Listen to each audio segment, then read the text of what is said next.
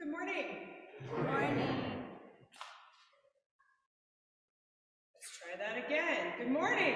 Good morning. Welcome to the First Universalist Church of Rochester, where we are called to nurture the spirit and to serve the community. It is so good to be together this morning. Thank you for making it here. Those of you who are here on a rainy and kind of yucky morning, thank you for clicking into the window. If you're joining us online this morning, we're so glad that you are here. I am Reverend Lane-Mairead Campbell. I am the minister here at First Universalist Church, and I use they, them pronouns. Joining me in leading worship this morning is Elizabeth Osta, our worship associate, using she, her pronouns. Dr. Brock Chesvold, who's somewhere up in the organ loft, using he, him pronouns, our music director this morning.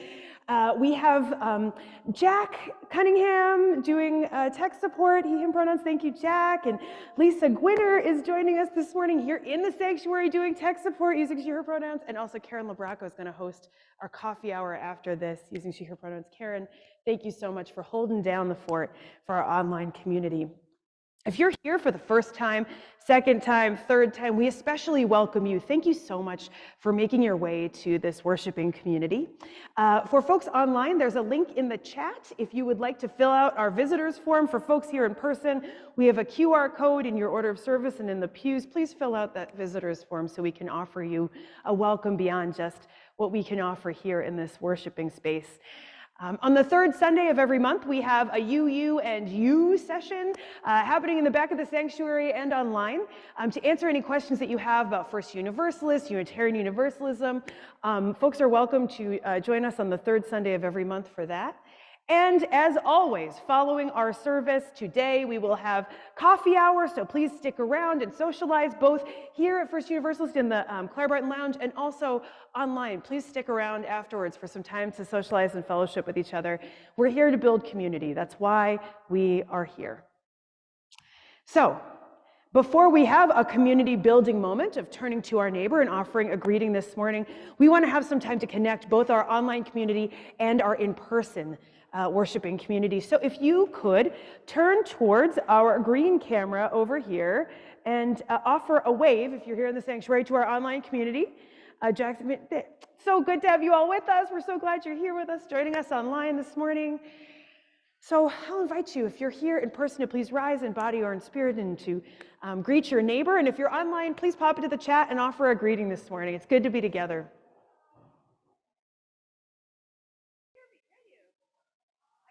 Can you hear me now? Oh, there we go. Okay. Hey, we're all just chatting, right? All right, everyone. I hate to break it up, but we are going to sing hymn this morning. You know, we're starting our exploration of boundaries today, and so Brock and I thought, let's sing hymn number 1. The very first one, May Nothing Evil Cross This Door. So please rise in body or in spirit, and let's join in singing this beautiful hymn. It's found in your gray hymnals if you like, or the words are on the screen.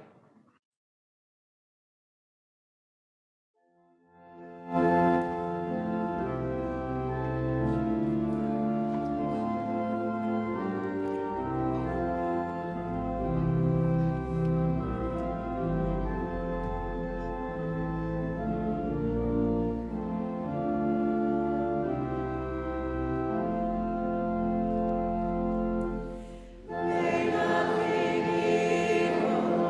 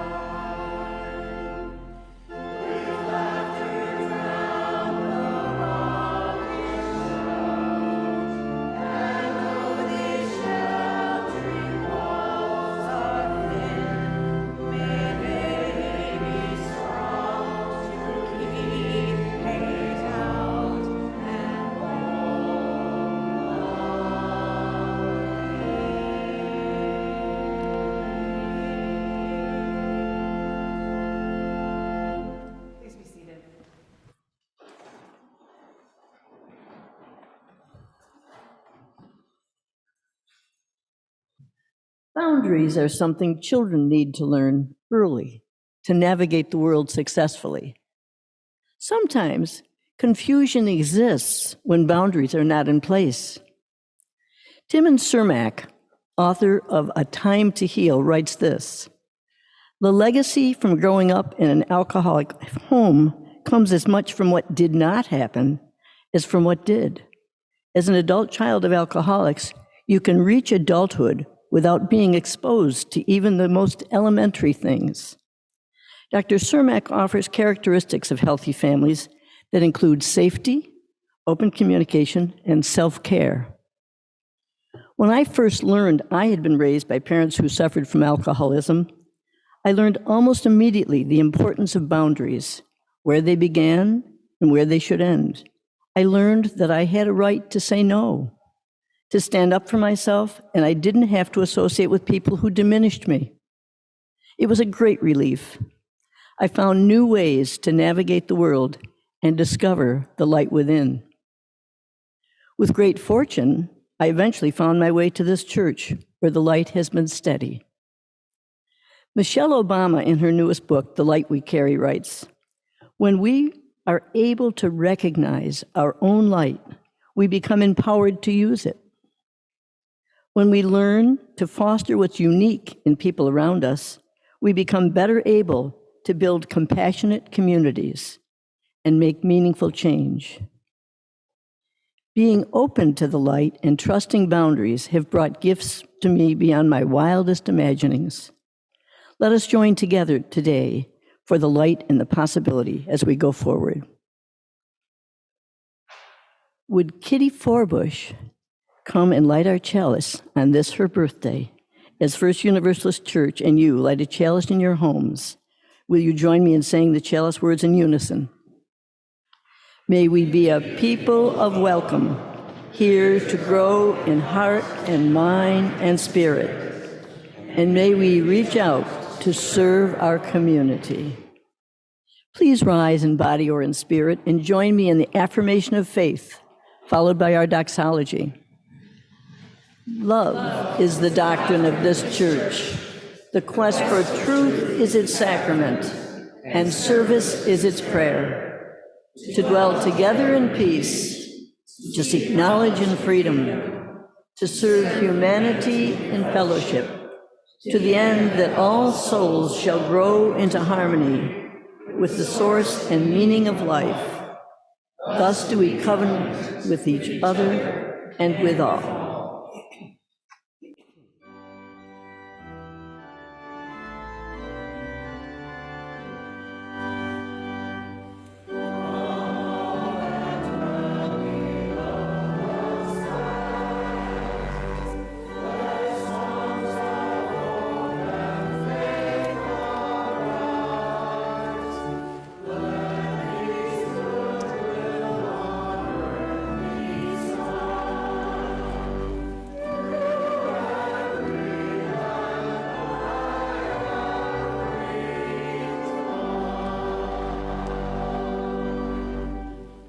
We are treated to magical mystery and majesty here in the sanctuary weekly, whether it's music performed by our talented choir under the direction of Dr. Brock Chudswald. It unites us in mind and in spirit. We are sometimes accompanied by our famous Hope Jones organ that has the pride of being the largest Hope Jones instrument extant in the United States, and perhaps the most unaltered of his instruments in the world.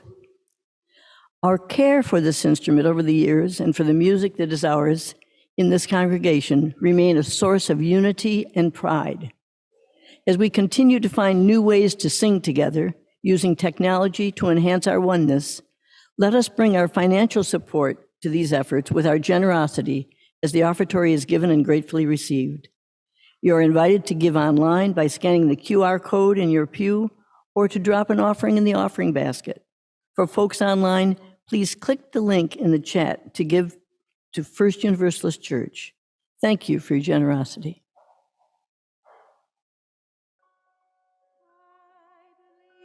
In the sun, I believe in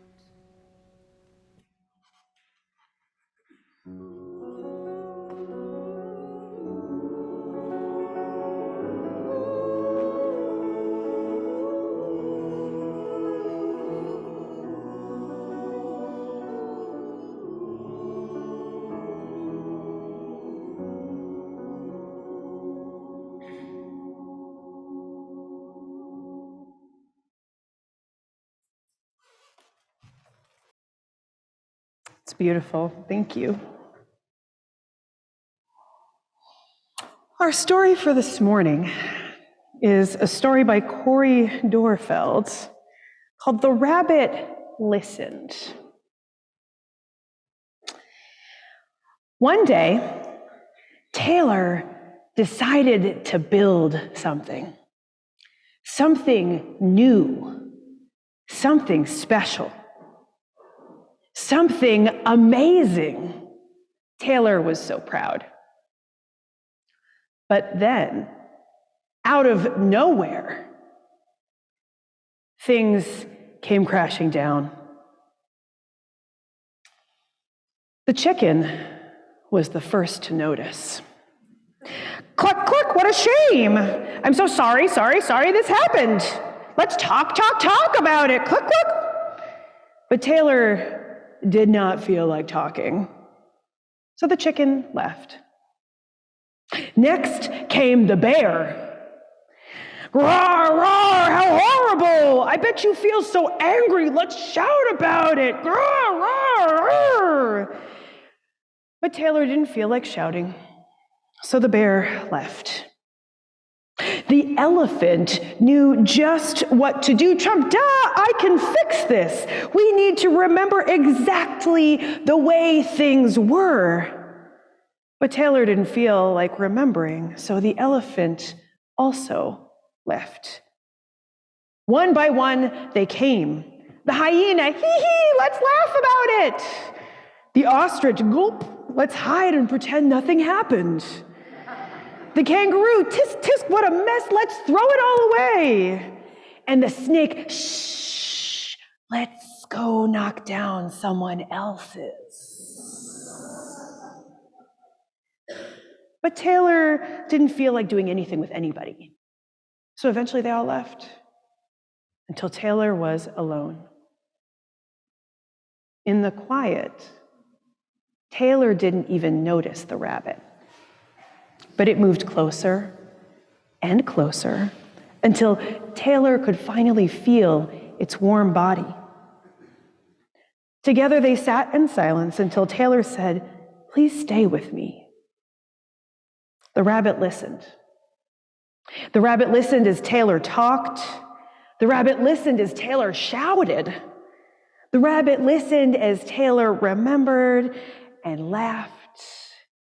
The rabbit listened to Taylor's plans to hide, to throw everything away, to ruin things for someone else.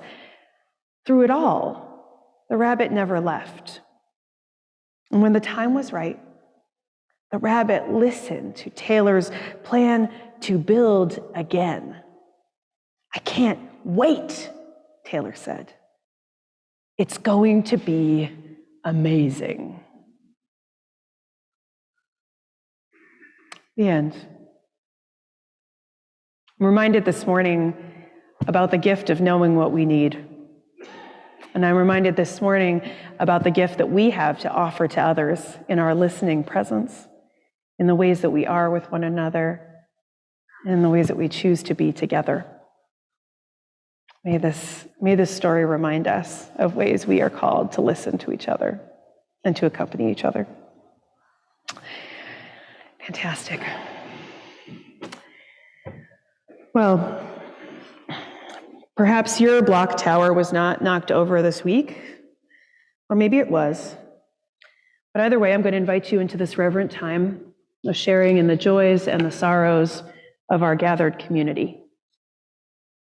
If you would like to, you can place a hand over your heart to be able to listen from a heart-centered place, from a heart-centered space. And as Elizabeth places stones into the bowl, I will just read aloud the joys and sorrows of our gathered community. If you're joining us online, please type your joys and sorrows into the chat. This morning, we have a joy from Kitty Forbush, who is so grateful to be turning 72 with all of you this morning. My wonderful church family, happy birthday, Kitty. Happy 72nd, woo. Oh, Elizabeth Osta shares a joy this morning as well to be celebrating the life of Bishop Matthew Clark, who was above all a good man. A joy also this morning from Jan Hickman. My daughter-in-law, Nancy, has begun very long recovery at home after some weeks in the hospital with GBS. So glad she is home.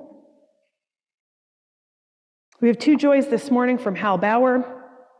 He shares first that his grandson and daughter is healthy and turns 2 in May, while our son and wife, Lorene, are expecting their daughter in early July. And we share both a sorrow and a joy from Carl Abbott today. Carl writes, I won't be in church for 1 to 2 weeks, and I am recovering from RSV. And he writes in parentheses, magic RSV words have been said. The joy is that the latest testing indicated that my PSA was down to 0.09, which is such incredible news for Carl and for his recovery. We'll drop 1 stone into the bowl for all the joys shared by our online community, and we'll drop 1 stone to represent all the sorrows shared by our online community. And let us drop 1 final stone into the bowl to represent all of the joys and the sorrows left unspoken in the silent sanctuaries of our hearts. May all be held in the heart of love this morning. Dear ones, I want to invite you to just enter into a time of prayer with me this morning. So get comfortable in your seats. Allow your shoulders to relax. Close your eyes, soften your gaze if you like. Allow your weight to just be held by the pew or the seat or the couch you find yourself on as we enter into a time of prayer together.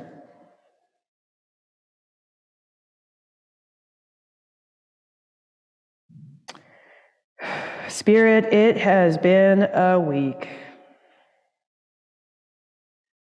of learning of the mass shooting in Monterey Park, shooting on the Lunar New Year, when so many Chinese people in that community were meant to celebrate. The celebrations lost, the grief, the rage, and the wondering why. We ourselves this morning grieve the ripples of this event, the ways people feel less safe to go out dancing, the times people might hesitate to gather as a community, the ongoing erasure of Asian grief and pain in the face of hatred, racism, and discrimination. All of these we grieve in our hearts. Spirit, it has been a week when the police killing of another young Black man has been revealed. Tyree Nichols, we say your name, and we honor your life.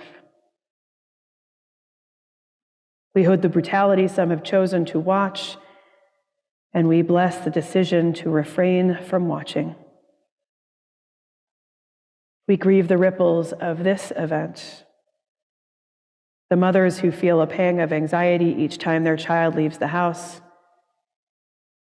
the Black beloveds constantly surrounded by Black death at the hands of police and violence, state-sanctioned violence, those whose rage continues as yet another name is spoken and added to the list and nothing changes. We grieve for all of these things. Spirit, it has been a week of sickness as we see illnesses on the rise in our community, a week of celebrations as birthdays and relationships and pathways towards healing have been celebrated, a week of sadness held tenderly, a week of joy exuberantly filling our hearts for this week, for the state of our hearts, for our country, for our world. We pray this morning. Amen. Blessed be and may it be so. Dear ones, we join the prayers of our own personal hearts with this chorus of prayers for our country and for our world. Let us hold a moment of silence together to just acknowledge where we are grieving, to also acknowledge the prayers of our hearts this week.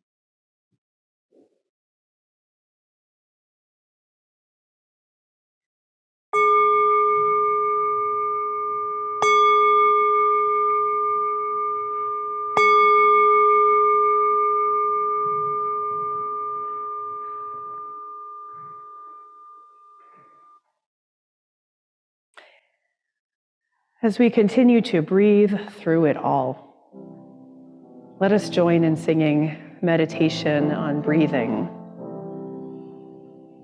which is a really very simple song.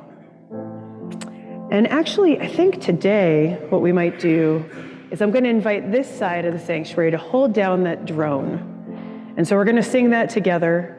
I'm going to ask you all to hold that piece down. And I'm going to ask this side of the sanctuary to hold down the when I breathe ins. But I'll let you know when it's time. But we can all sort of hold the drone together at first. It just goes like this. Breathe in, breathe out, breathe in, breathe out. Let's keep singing it together. Breathe in, breathe out, breathe in, breathe out. Keep going. Breathe in, breathe out, breathe in, breathe out. When I breathe in, I breathe in peace. When I breathe out, I breathe out love. When I breathe in, I breathe in peace. When I breathe out, I breathe out love. When I breathe in, I breathe in peace. When I breathe out, I breathe out love. When I breathe in, I breathe in peace. When I breathe out, I breathe out love. When I breathe in, I breathe in peace. When I breathe out, I breathe out love. Breathe in, breathe out, breathe in, breathe out.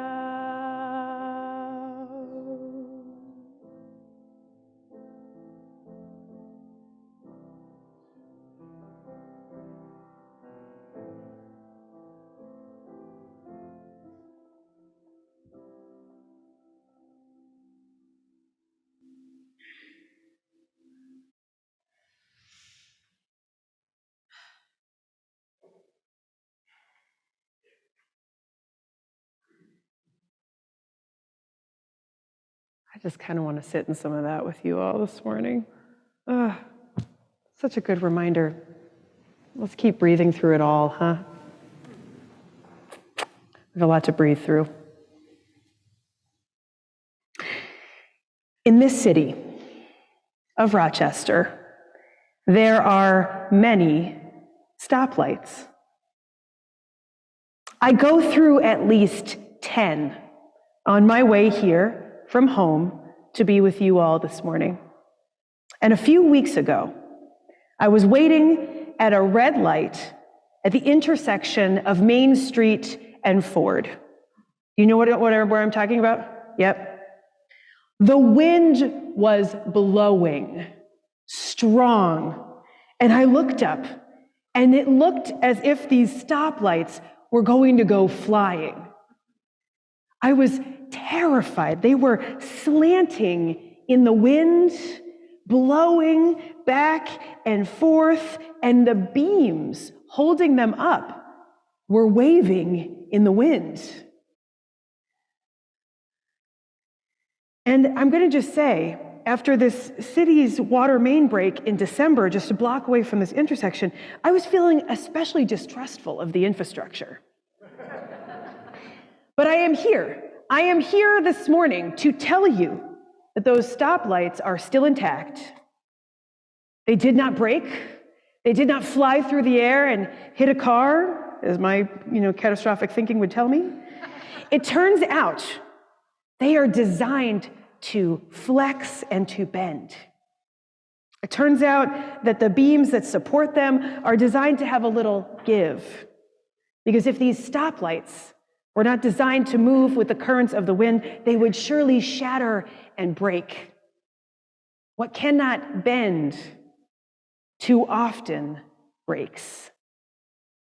What cannot withstand the winds is sure to be overpowered by them, an element not to be trifled with. This morning, we begin our seasonal exploration of the theme of boundaries. And throughout the next 7 weeks or so, we will be exploring physical boundaries, interpersonal boundaries, and some of the ways boundaries can help and also harm. I want to pull up a few definitions so we know what we are talking about here. A boundary is a real or imagined line that marks an edge or a limit of something. It can also be the limit of a subject or principle, or, and I think this is the most common definition, even the limit of what someone considers to be acceptable behaviors. Boundaries are limits we set and embrace around our lives. Most commonly, boundaries are the limits we set around our own behaviors and choices, and the limits we set around what behaviors and choices we tolerate, embrace from others. Someone wrote to me this week asking me what boundaries are, since they had heard so many folks talking about them, and here we are. Boundaries are limits. Physical limits, emotional limits, behavioral limits, spiritual limits even. Elizabeth, thank you, shared a bit with us this morning about the learning she has done in her life as someone who did not grow up with a lot of boundaries at home. I imagine many of us here have had time to explore and examine boundaries. The boundaries we have crossed with and without knowing it. The boundaries we found out about once we crossed them. The borders we have traversed for survival or for a new experience, or even for the pleasure of traveling from one place to another, the physical borders. Each and every one of us here has limits and knows limits. There's no way to live a life fully without boundaries, whether your own or the ones you live within. Much has been written about interpersonal boundaries with tons of self-help books and programs out there to learn about how to better embody your own boundaries. And I want to encourage you to take these weeks to learn more. What I would love for us to explore together this morning is the space in between, the practicing of boundaries. The moments when you know you must firmly hold a boundary with another person, and the moments when you make a choice to allow boundaries to remain flexible. But first, we acknowledge our own limits, at some of our own boundaries. To arrive at a boundary takes life experience, but not a lot. Maybe just a little bit of life experience. I'm sure there were some boundaries that you learned as a kid. Elizabeth's kind of helping us to think about that earlier, but take a moment to think about it now. What were some of the limits you learned as a child? What were some of the boundaries that you had instilled in you at an early age? Things you knew to do and not do. Does anything come to mind? I want to hear what you're thinking about. No singing at the table. Oh, man. That's a rough one, but yes. No swear words. In front of who? In front of mother, okay. Maybe other folks, though? Was that okay? No talking back. Yeah, Trish. No asking for anything. Wow. No hats on at the table. Okay. Shut up was a swear word. Wow. Different boundaries, different houses. Oh my gosh. Can't imagine what Lily would say if we asked her. Oh. And then I imagine that as you got older, you lived a bit more life and new boundaries emerged. Limitations around what is possible financially, recognizing the freedom that you could sing at the table if you wanted to. Yes, yeah. The joys of being an adult. Boundaries that call you to be responsible to those around you. Reaching the edge of what you can physically do. Finding the edge of where you will go with people around you and what you are available for and not available for. Like Taylor in our story, there are behaviors we are available for with those around us and behaviors we are just not available for. Sometimes we do not feel like raging or talking about it or laughing. Sometimes we do. Sometimes what we need is to be known and to lean into the need to just be listened to. And other times what is needed might not be fully clear. The boundaries that we keep with each other and with ourselves must be grounded in our own values. And one of the common shared values here, I imagine, is a high value on love. You wouldn't be at a Unitarian Universalist church if you did not have a high value on love. Love of self, as well as love of others. Boundaries are essential to loving, both in ways that say yes, and also especially in ways to say no. But it is truly the values and the beliefs that we hold that allow us to be both firm and flexible. I myself have had many relationships in my life evolve over the past few years. Friendships have strengthened, and some are no longer. Some friendships I had to say no to because they were not healthy for me. A firm boundary, a no. This pandemic time has been revealing about who is close to us and who is not so close. And I don't know, maybe you're experiencing this, but it just feels like my tolerance window for unwanted and unloving behavior has gone way down. Life is too short to be spent with people who are cruel and unloving. We have faced mass death, and we continue to do so. So who has time to be with folks who don't care about us or love us? Are you all feeling some of this in your lives? I'm seeing some heads. Is there something going on for you? What I think we are all experiencing is an awakening and a creative strengthening of our boundaries. No longer will we work hours upon hours at deep cost to our family and home relationships. No longer will we tolerate behavior toward us that is mean or cruel or unloving. Life is too short. And taking these behaviors to extremes has caused enough damage. So when do we know when we must keep these boundaries firm, and where can we be more flexible? How can we continue to traverse the in-between?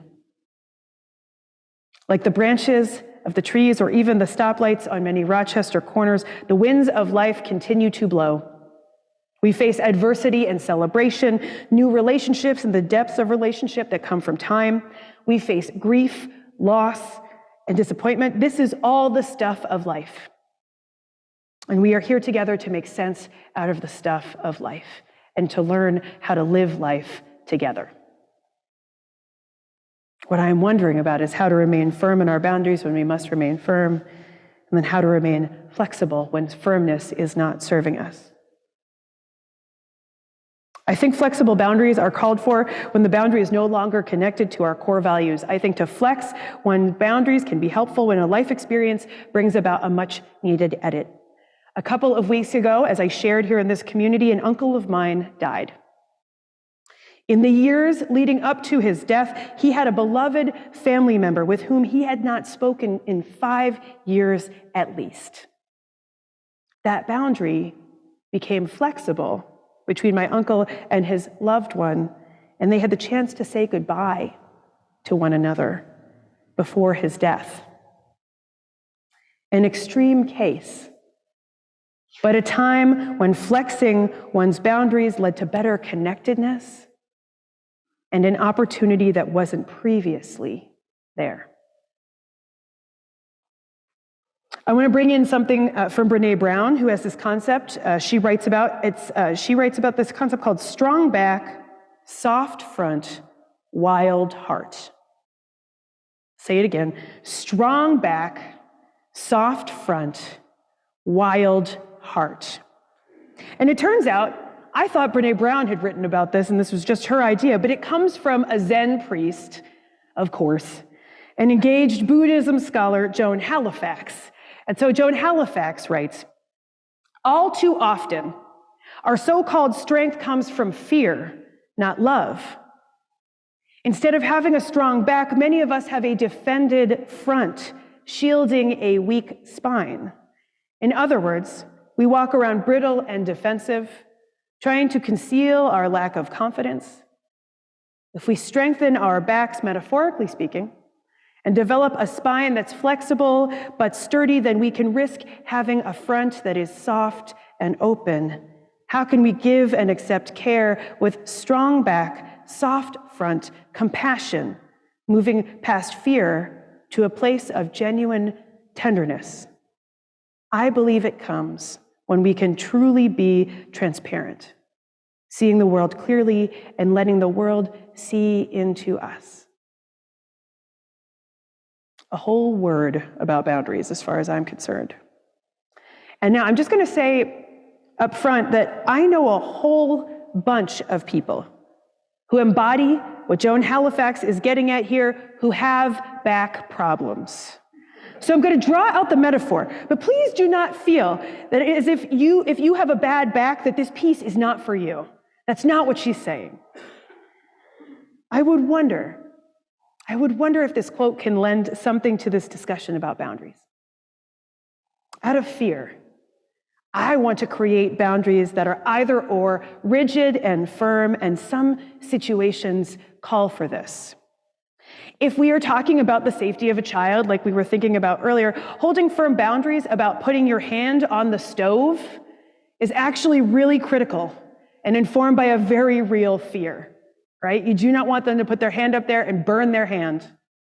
Yet, out of a lack of confidence in myself as an auntie, as I am in the lives of many of the children in my life right now, or even as an early childhood educator, or in the learning process of a child, I could resort to holding too rigid of a boundary and yelling at them every time they go near the stove, or not allowing them space to do a little risk assessment in other areas of their life.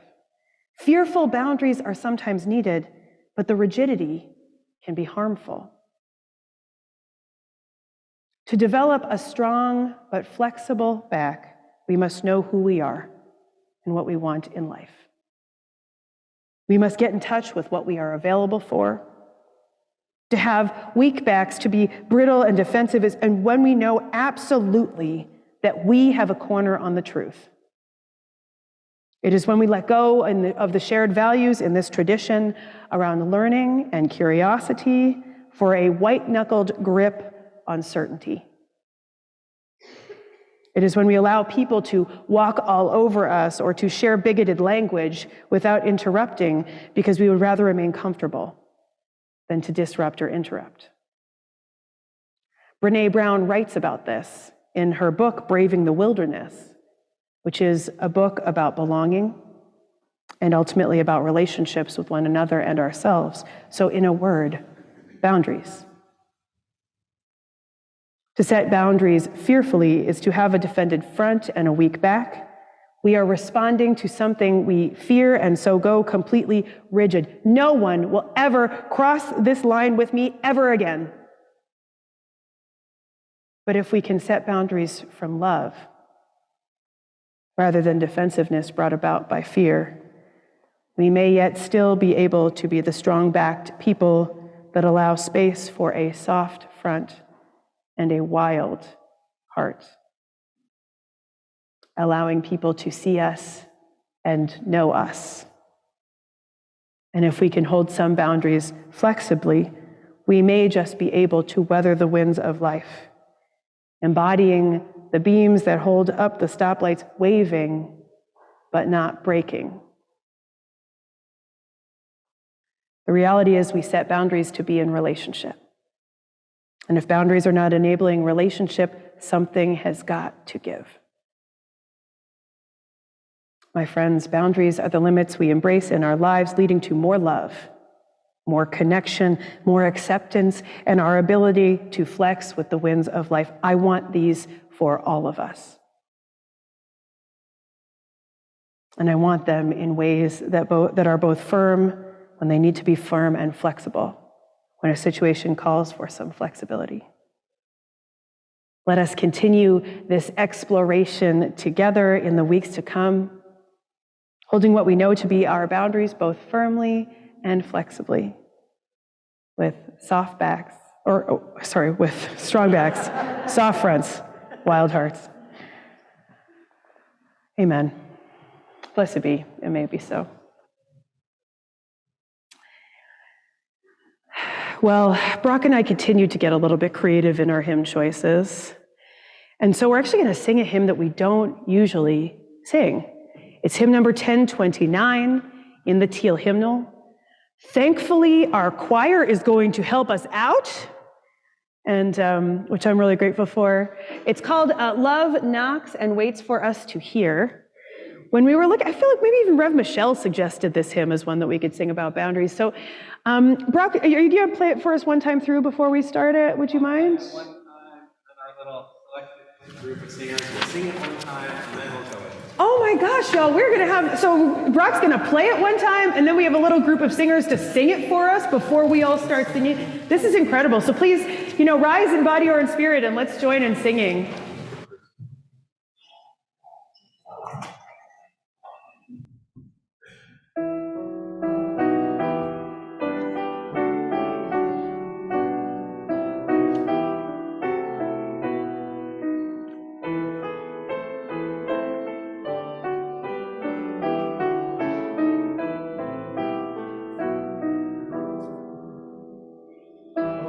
Knocks and waits for us to hear.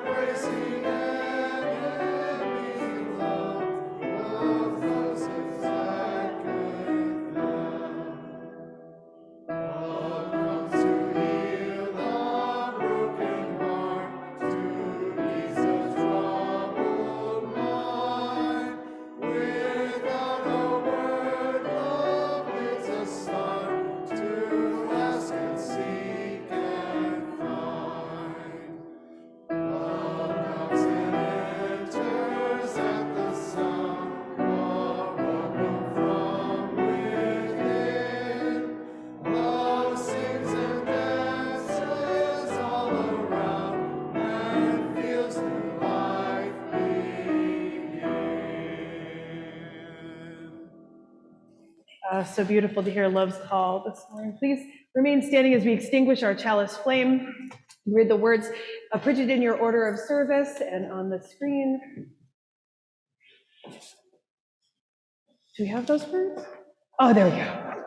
We extinguish this flame, but we keep its light in our hearts with its message of love and justice, taking it outside these walls to the world we live in until we are together again. Dear ones, as we answer love's call this morning, I'm going to invite you to place a hand over your heart, to get connected wherever you are from this heart-centered place and space. Take a moment to look around at who is here with you on this journey with you, this journey of learning how to live life. If you're joining us online, please turn the view to gallery view so you can look around at who's here with you. Dear ones, this week I am just wishing you moments of knowing your boundaries, knowing where you must be firm and flexible, holding strong backs, soft fronts, wild hearts. And may that all come from you knowing that you are loved and going to be that love to whomever you meet. Amen. Blessed be. May it be so.